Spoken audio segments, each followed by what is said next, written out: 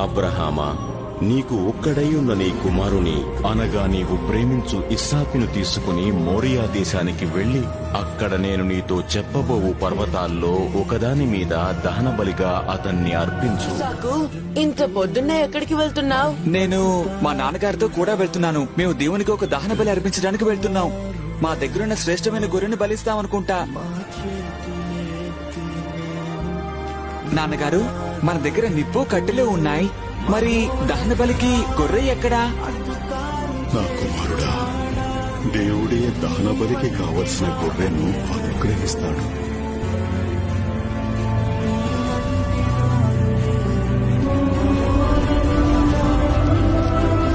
అబ్రహామా, ఆ బిడ్డ మీద నీ చెయ్యి వెయ్యవద్దు.